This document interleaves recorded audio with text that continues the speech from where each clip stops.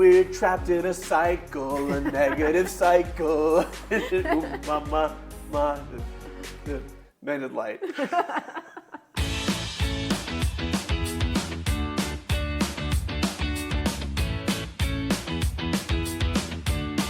Was epic. Yeah. I always love when you start with a dance parody. And I'm like, how does he even think of these things? It's usually because we filmed a bunch of videos today. It's usually late in the day and I'm doing it to keep myself going. Yeah. And it worked. And these are the types of behaviors that I'm like, even if I tried, I don't think I could learn to be like that. And so it's just impressive. Thank you. Thank you very much. We're going to talk about interrupting and repairing negative cycles. Negative cycles are interaction patterns that harm our relationships and keep us from truly connecting. And they're deeply tied to attachment theory and our attachment styles. The Gottmans identified them as the 4 horsemen: criticism, contempt, defensiveness, and stonewalling. And the fact is, we come by these behaviors honestly. We do them for a reason. I think you have a book quote to share with us. I do. And I'm going to get to the book quote in just 1 minute. Okay. But as you were talking about that, because, we have so many courses in our membership site, and we'll get into that a little bit more. But something we've done in our course that we call Being at Peace, we have taken these ideas of attachment, right? Yeah. And the ideas from the Gottmans, and then the real love principles from Dr. Greg Bear. And his favorite book of mine is Real Love and Post-Childhood Stress Disorder. Yeah. But there's Real Love in Marriage and Childhood, and there's lots of them. But they're all talking about the same thing from a different perspective. Yeah. And that is that we all need to be seen, understood, and accepted for who we are, and that we all have innate worth, and that we need connection.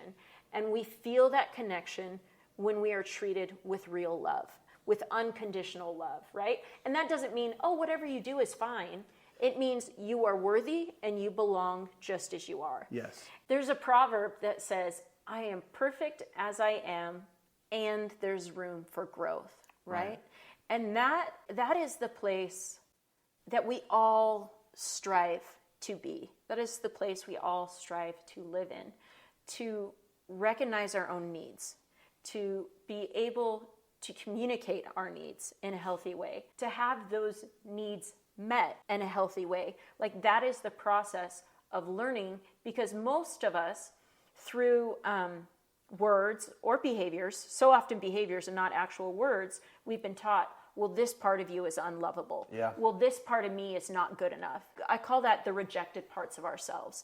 And we need to make friends with the rejected parts of ourselves. And we need to integrate, if you will, those parts of ourselves that it was like, I was unconsciously or subconsciously taught to get love, I need to not be this way.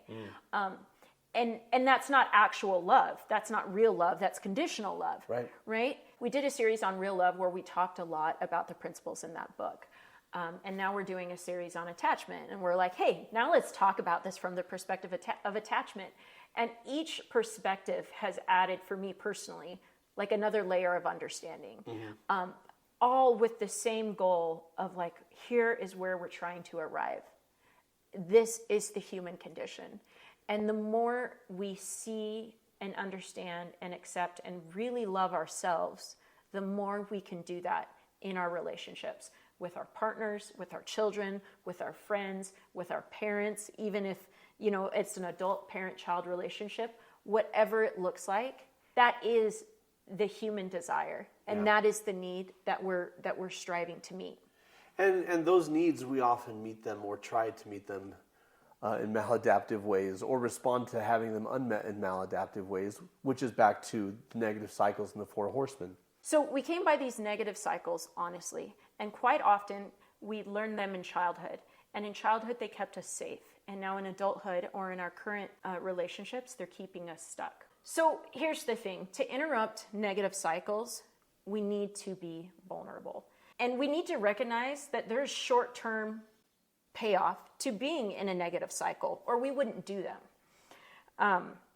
If there weren't a short-term payoff to negative cycle behaviors, nobody would engage in them. The short-term payoff is temporary safety. The cost is long-term relationship health. And the solution is vulnerability. And here's the thing. Vulnerability has become such a cool thing, especially thanks to Brene Brown. Shout out. I know she watches our channel, I'm sure. For sure, for sure. She has said so many meaningful, powerful things about vulnerability.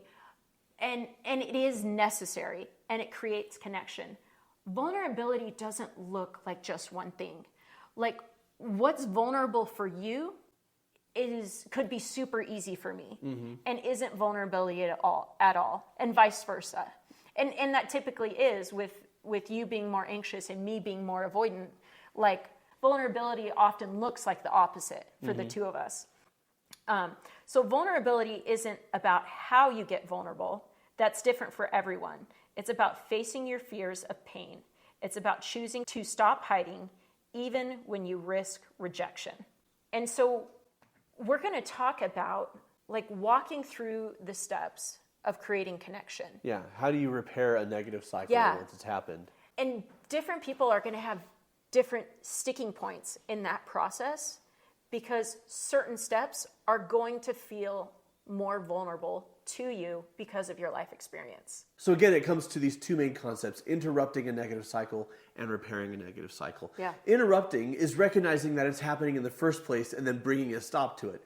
And the best way to do that, what we're going to share with you, is from our online course, Closeness Through Conflict, which you can take on our membership site. But the very first step is to recognize your body's signs of arousal. Arousal is any emotion that gets so strong that you stop thinking clearly. And generally speaking, we do and say things we regret, or we withdraw and we shut down because we're emotionally aroused. We're flooded.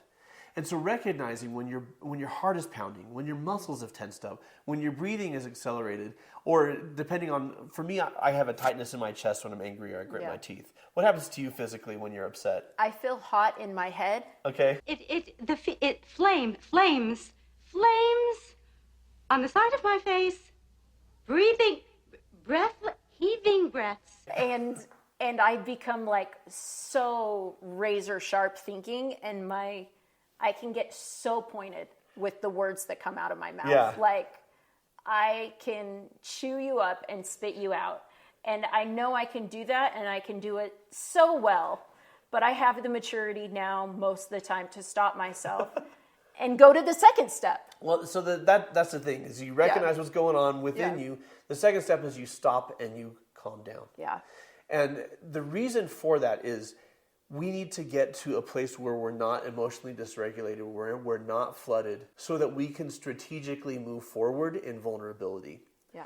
When we are angry or overwhelmed, we are not strategic and we are not vulnerable. Yeah. And to be clear, we might be strategic in the points we're trying to make. Oh, super. She's great at that. Super great. When she's angry, like razor sharp strategy. When I'm angry, I get really hazy and dumb, right? But what we're not strategic about when we're emotionally flooded is connection. Yeah.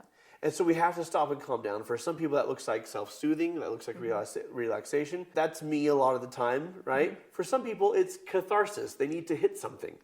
Yeah. So for fun, I do multiple things for fun. But one of my favorite things to do for fun is Brazilian Jiu-Jitsu, and even more than that, Krav Maga, right? Yeah. Which is like the most brutal form of martial arts. And I don't know how many years ago I said, sometimes I just need to hit something. And it's better if it's not my spouse or my children. And I said that real tongue-in-cheek because there's never been a behavior pattern of me hitting anyone. Yeah. But it's like or even isolated incidents. But it's like I feel the tension in my body, and it just has to come out. And for me, a lot of times it's exercise and it's weightlifting. And I remember one time our son was talking to you, and you're like, "How's your day?" And you're like, "Well, Dad didn't get to go to the gym today, so it's been hard." But it's true. Like we need to stop and calm down and get that out of our system. Right. And then once we're in a steady place, the third step is to identify the vulnerable emotion. Anytime you're angry, for example, it's always something else. There's always embarrassment or fear or hurt or overwhelm underneath that anger. Or shame. So or something. Often shame. Go with anger because it feels powerful, but it pushes people away. Speaking of short-term gain, long-term loss. So identifying that vulnerable emotion. And then 4 is perspective taking. Yeah. Trying to understand why the other person's behavior makes sense to them. Yeah. and then bringing it all together to express the vulnerable emotion and to try and engage in perspective taking, to listen, to ask questions, to understand where the other person's coming from, and to lead with accountability. This is how we both interrupt the first two steps, interrupting the negative cycle, and then repairing through vulnerability, perspective taking, and accountability. And that's what that looks like. Well, and I'd love to add a note or a thought, because you used the word strategy, quite a bit in the beginning. And it's, which my thinker closer brain is all about strategy and efficiency. And it's a good word. And the question is, okay, well, how are we strategic in our relationships? And as you were talking about that, I'm like, oh, we're strategic by being supportive. Yeah. Equally supportive of ourselves and the person we're trying to create a relationship with. Because if we go into the dynamic of, no, I want to be supportive of me and my needs are first, and I'm here and you're here, yeah. right? It creates a dissonance. Or if I go into the relationship, and that can create a kind of a fight response. No, you need to understand me. You need to understand my experience. Or if I go into the relationship where I'm like, oh, your needs are the most important. And maybe if I meet your needs well enough, at some point I might get my needs met, right? That's like some version of fawning, right? Right. So in that stopping and calming down, right? Getting clear on what your needs are and being able to come back together and saying, hey, in the words of attachment theory, it's you and me against the problem. You're not the problem. I'm not the problem. It's you and me against the problem. And so my intent is to show up in a way that supports me and in a way that supports you. That is the process. Right. That is what we're trying to achieve. Our life experiences have maybe unconsciously led us to a place where we're like, that's not possible. Right? It's an either or. Right. And what we're looking for is the and.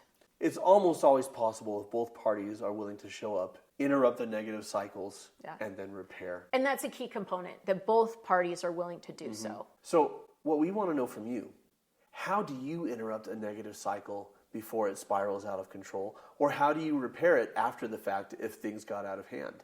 Let us know in the comments below. We've skimmed the surface of what we cover in our Closeness Through Conflict course. And I bet you want a deeper dive of that, which you can get on our membership site.